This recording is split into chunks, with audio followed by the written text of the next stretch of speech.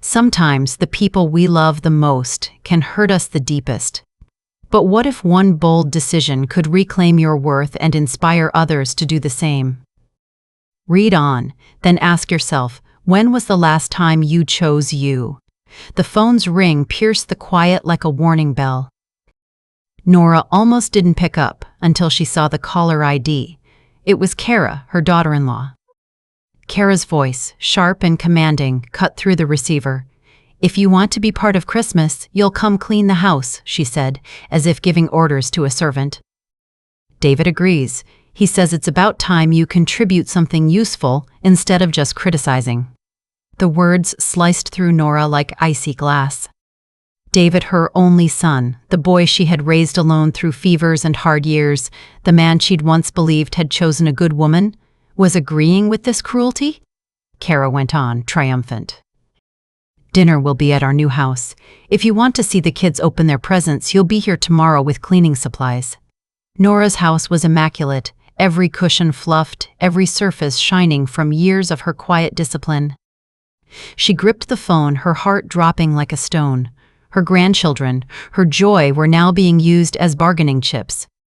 "Well," Kara demanded, "are you going to come clean or stay alone in your little old house watching soaps?"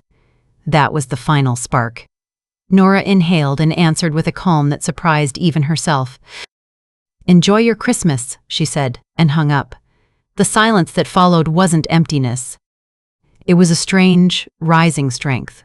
For years she had accepted small humiliations. Tonight, something inside crystallized. She walked to the drawer where a cream-colored folder waited. Inside, plane tickets. Departure tomorrow.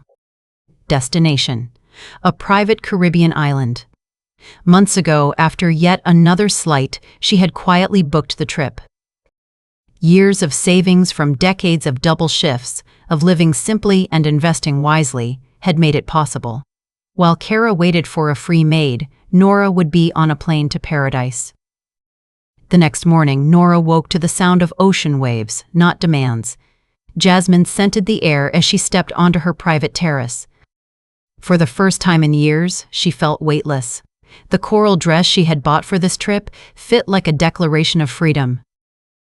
Breakfast came, tropical fruit, coffee as rich as velvet, bread that melted like sunlight.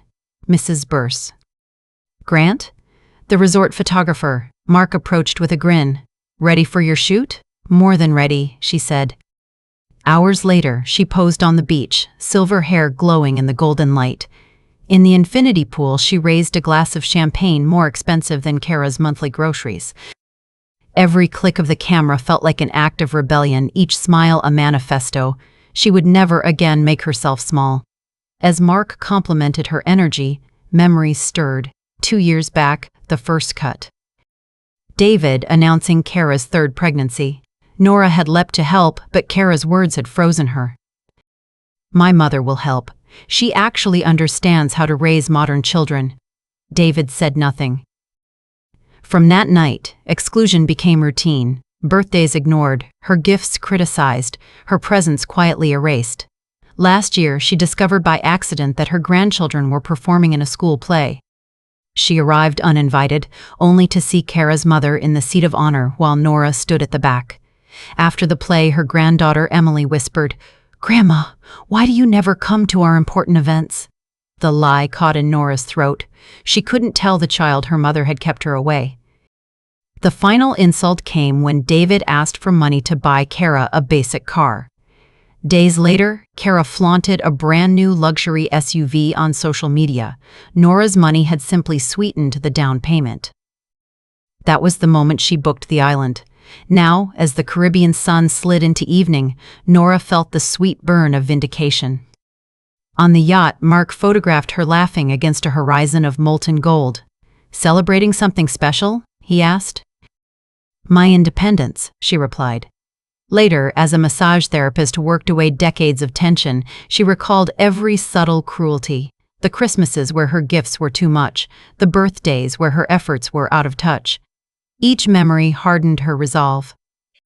When she finally posted her first photo herself in the coral dress, the ocean behind her, she captioned it simply, When life closes doors, build your own palace. Christmas in Paradise. The likes arrived in a drizzle, then a flood, friends, old colleagues, neighbors, all praising her radiance. But she was waiting for one reaction in particular. An hour later, she posted a second photo, toasting on the yacht at sunset, to second chances and new beginnings. Close the toxic chapter, write your own happiness. Her phone buzzed. A message from her sister Ruth. "Where on earth are you?" David's frantic. "He says you were supposed to clean Kara's house and never showed. I'm exactly where I should have been years ago," Nora replied. "Taking care of myself." Ruth hesitated. "Helen," she caught herself. "Nora, I need to tell you something. Last year when they invited me to Jacob's graduation, and not you, David said you were too busy and didn't want to come." I believed him. But now I think they've been lying to me too. The puzzle pieces locked into place. Not only had Kara and David excluded her, they'd rewritten the story so others thought Nora was pulling away. Her fury cooled into clarity. They had underestimated her for the last time. The morning sun shimmered across the turquoise sea as Nora sipped her second cup of coffee, her phone vibrating non-stop. 56 missed calls. She laughed, the sound as light as the breeze. After years of being ignored, suddenly her absence was an emergency. The first message she opened came from David at 3 a.m. "Mom, Kara hasn't slept. The kids are crying. Please call us." Another, "The children are asking if you died. Please, at least tell them you're okay." Her heart twinged for her grandchildren's confusion, but she didn't waver. She would not be blackmailed by guilt anymore. Nora posted a third photo, breakfast by the sea, an artful spread of exotic fruit and strong Jamaican coffee. Her caption was a quiet arrow, nothing like waking up without reproaches or demands. "Peace has an exquisite taste." Within minutes, comments swirled. Friends cheered her courage, strangers admired her strength. Among the praise, a few thorns appeared, anonymous accounts calling her selfish, accusing her of abandoning her family. Kara's allies, no doubt. Nora only smiled. Every angry comment proved that Kara was rattled. The phone rang again. An unfamiliar number. On impulse, Nora answered. "Nora," a trembling older voice said. "It's Margaret, Kara's mother. Margaret, the grandmother who had always taken Nora's place at school, plays and birthdays." "Hello, Margaret," Nora said, her tone cold but controlled. "Nora, please, you have to come back. Kara is a wreck. The children don't understand why you left on Christmas." "Abandoned?" The word rolled off Nora's tongue like bitter honey. "Did Kara tell you she demanded I scrub her house if I wanted to attend Christmas dinner?" Silence. "Did she mention excluding me from plays and birthdays for years, or telling my grandchildren I was spoiling them with gifts?" I didn't know," Margaret whispered. "Of course not," Nora said. "Your daughter is an expert at showing one face and hiding another. But don't worry, you're the grandmother they need." And she hung up. Nora's pulse quickened, not from fear but from a new, sharp exhilaration. She had finally spoken the truth without apology. Later that afternoon, her neighbor Tom messaged, "David just came to your house with a locksmith. He's inside with Kara and another man. I think they're searching for something." Nora's stomach chilled. What are they looking for? Tom's next message came fast. They came out with a box of papers. "I heard Kara say, she can't have that much money saved up." So that was it. Not worry. Not love. Greed. They were after her finances. Her fury was volcanic but precise. She posted another photo, raising a champagne flute on the yacht, diamonds borrowed from the resort sparkling at her throat. When someone shows you who they are, believe them the first time. When they show you 50 times, book a private island and toast your freedom. Her phone exploded again. This time, when it rang, she answered. "Mom," David said, his voice tight. "Where did you get so much money? We saw your bank statements." "David," she replied evenly, "how about we start with why you broke into my house?" "We were worried. We thought something had happened. So worried you rifled through my finances." Silence. "David, she said softly. When I'm worried about someone, I call. When you're worried, you check their bank accounts. Do you know the difference between you and me? What? When I care, I respect boundaries. You violate them, he stammered. Mom, it's not what you think. It's exactly what I think. And do you know what saddens me most? That it took me 72 years to realize I raised a son who sees me as an inheritance instead of a mother. She ended the call. The phone kept ringing. David, unknown numbers, even Kara's friends. Nora ignored them all. This wasn't just a vacation anymore. It was war. By the third day, she awoke with a plan. Her sister Ruth had been calling relatives. The lies were deeper than Nora had imagined.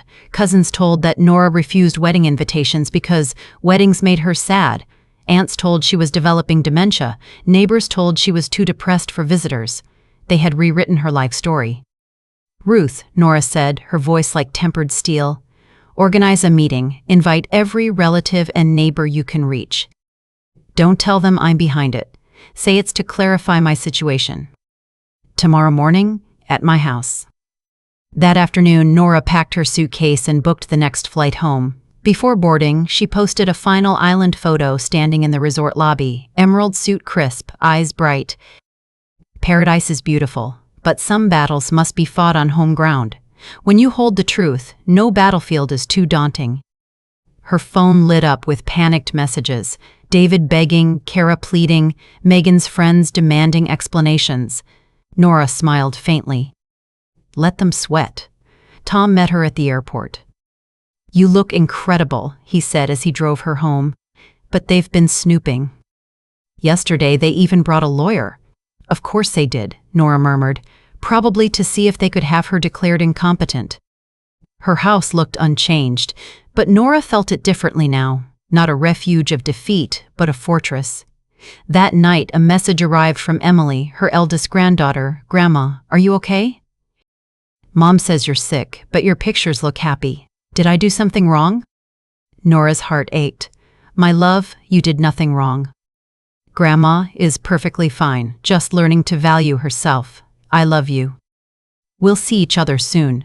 She stared out at the moonlit garden, the same roses David had helped plant as a boy. Tomorrow would be the reckoning. At dawn, she dressed like a general, a deep purple dress, silver hair swept into a regal bun. By 9, relatives and neighbors filled her living room, cousins, aunts, even Mrs. Lazarus from down the street. Does anyone know why we're here? Cousin Alan asked. You will, Nora said, stepping into the room's center. She looked radiant, stronger than any of them had ever seen. We're here because it's time for you to hear the truth. One by one, they spoke of what David and Kara had told them, that Nora was depressed, antisocial, showing early dementia. Nora listened, each lie now public evidence. The doorbell rang. Tom peered out. It's David. Kara's with him and a lawyer. Perfect, Nora said. They entered and froze at the sight of the assembled crowd. What is this? David demanded. This, Nora replied, is an intervention. Not for me, for you, the lawyer muttered about leaving. Stay, Nora commanded. You'll want to hear this. She faced the room. For 3 years, my son and his wife have painted me as unstable and difficult. They told you I refused invitations. The truth? They excluded me, systematically, deliberately. Gasps rippled through the room. Susan, Nora nodded to her sister. Tell them what you discovered. Ruth read from her notes. David told Alan that Nora refused his wedding invite. Alan confirmed she never received one. David told Aunt Joan she had early dementia and shouldn't be disturbed. He told neighbors she was severely depressed. That's a lie, David blurted. And breaking into my house to photograph my bank statements? Is that a lie too? Nora cut in, her eyes cold. The lawyer shifted uneasily. Tom stood. I saw them enter with a locksmith. I heard Kara mention bank accounts. We were worried, Kara shouted. Worried about what? Nora's voice cracked like a whip. My health or my savings? The question hung in the air like a blade. And you? She turned to the lawyer. What were you hired for? The man swallowed. to consult on mental capacity and estate management. Ah, Nora's smile was sharp. You wanted me declared incompetent to control my money. David flinched. Mom, we just wanted to protect you. Protect me from what? From my own independence? Tears welled in Nora's eyes, not of weakness, but of liberated rage. She held up her phone, scrolling through the photos of her Caribbean escape. This is me 72, strong and free. And these? She pulled out the bank statements David had stolen, are 50 years of honest work and careful saving. All mine, earned by me alone. The lawyer quietly closed his briefcase. Mrs. Grant, there is no case to defend here. Oh, but there will be, Nora said, her voice like steel. Because now I will need you for something else. The room fell silent as she turned to face her son and his trembling wife. The living room went so still it seemed even the air was listening. David and Kara stood frozen while the lawyer shifted uncomfortably. Sir, Nora said, fixing her gaze on the man in the suit. Do you have experience with defamation, psychological manipulation, and breaking and entering? The lawyer cleared his throat. Yes, ma'am. Good, Nora said evenly. Because I'm going to need you to help me file charges for moral damages and violation of my privacy. Mom, you can't be serious, David pleaded. Can't I? Her voice was tempered steel. For 3 years you painted me as a woman sliding into dementia. You made relatives believe I refused invitations when in truth I was never asked. 4 days ago you broke into my home and rifled through my private papers. Tell me, David, what exactly about that is love? David sank into a chair, face pale. Kara began to sob. You say you were worried? Nora's eyes blazed. When I worry, I pick up the phone. When you worry, you hire a locksmith and a lawyer. There's a difference, and it matters. Tears pricked Nora's eyes, but they were the tears of a woman reclaiming her power. She turned to the room. Family is not who shares your blood.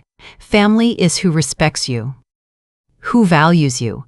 Who doesn't make love a weapon or dignity a bargaining chip. Her sister Ruth placed a steadying hand on her shoulder. Tell them about the children, she urged. Nora nodded, turning back to David and Kara. My grandchildren love their grandmother, but you poisoned their minds. You told them I was ill. You made them believe my absence was my choice. Do you understand what that does to a child's heart? Kara shook her head, tears streaming. I was jealous, she whispered. Jealous of how David admires you. Afraid he loved you more than me. I tried to compete instead of share. One lie led to another until I couldn't stop. I even used the children to hurt you because I knew that would wound you most. Her voice broke, and for the first time, the raw truth hung in the air without excuses. Nora let the silence stretch, then spoke softly. Jealousy doesn't justify cruelty. And jealousy doesn't erase what you've done, but honesty is the first step toward repair. She turned to her son. And you, David? David lifted his head slowly, eyes red. I knew some of what Kara said didn't add up. But it was easier to believe her than to confront the truth. Easier to let you absorb the hurt than risk conflict in my marriage. I was a coward. I thought you'd always love me no matter what, so I let you take the blows. The confession landed like a quiet shock. Nora drew a deep breath. You both have inflicted wounds that will take years to heal. I will not pretend otherwise, but I will set conditions. If you want a future with me, and for your children to know a grandmother who respects herself, you will start family therapy immediately. You will tell the children the truth, that their grandmother was never sick, never unwilling to see them. You will make a public statement to our relatives and neighbors correcting every lie, and you will respect my space until I decide whether forgiveness is possible. The lawyer nodded gravely. These are reasonable terms. David swallowed hard. We'll do it, Mom. All of it. Don't tell me, Nora said. Tell your children when you explain why their grandmother missed Christmas. Applause began slowly at first from Ruth, then from neighbors and cousins until the room swelled with the sound. It wasn't just approval, it was recognition. Nora's voice softened. This is not the end of a family. It is the end of a toxic pattern that has been allowed to grow unchecked. Months later, spring sunlight warmed the terrace of Nora's new house on the outskirts of the city. She had chosen the home herself, spacious, ringed with gardens she designed to bloom year-round. It wasn't an escape, it was a declaration, a life built on her own terms. "Grandma Nora!" Emily's voice rang out. Nora turned to see Emily, Jacob, and little Noah racing across the lawn, David following behind. Their laughter carried a lightness that had been absent for years. "My loves," Nora said, opening her arms as the children tumbled into her embrace. "Look." Jacob held up a drawing of her new house. "Here's you and your flowers." Tears blurred Nora's vision. In the picture she stood smiling, vibrant, surrounded by color, a reflection of how her grandson now saw her. David approached quietly. "Mom, can we talk?" They sat on the terrace while the children explored the garden. "The therapy's been hard," David admitted, "but it's changing us." "The kids know the truth now. We've told every relative what really happened. Kara has even visited neighbors to undo the lies, and she's been volunteering at a center for elderly women. She says every time she listens to their stories, she sees what she did to you." Nora listened, her heart steady. "I don't need perfect apologies," she said. "I need consistent actions, and I'm beginning to see them." David nodded. "I'm proud of you, Mom. Proud of what you've built. The foundation for women like you. It's extraordinary." Indeed, in those months, Nora had established the Grant Foundation for Elder Women, a place for those who had suffered the quiet cruelty of being silenced or erased. Already, dozens of women had found strength through her example. Later that evening, as the children played hide-and-seek in the garden, Megan arrived alone, a handwritten letter trembling in her hand. "I know I can't undo what I did," she said. "But I want to spend the rest of my life proving I can be different." Nora read the letter. A painstaking confession of jealousy, insecurity, and the harm Megan had caused. It ended with a promise: "I'm not asking for forgiveness yet. I'm asking for the chance to honor you instead of diminish you." Nora looked up. "Do you know the difference between guilt and remorse?" "No," Megan said softly. "Guilt freezes you. Remorse moves you to change. You're beginning to show remorse. That matters more than any apology." They sat together in quiet as the sunset painted the mountains. For the first time, there was no pretense, just the possibility of something real, built on truth and slow, patient repair. When the evening ended and everyone had gone, Nora lingered on the terrace, the night sky glowing with stars. Her phone buzzed with a message from a woman she'd recently counseled through the foundation. "Because of your story, I found the courage to stand up to my own family." "Thank you," Nora smiled. Her journey had begun as a defiance, a private rebellion. It had become something larger, a beacon for others. She whispered into the cool night air, a promise to herself and to the women who would follow. Legacy isn't silent sacrifice. Legacy is the map we leave for others to find their strength. Nora's story is more than one woman's triumph. It's a reminder for all of us. If you've ever been diminished, overlooked, or made to doubt your worth, take the first step today. Set a boundary. Speak the truth. Reclaim your power. Your life, like Nora's, can begin again the moment you decide it's yours.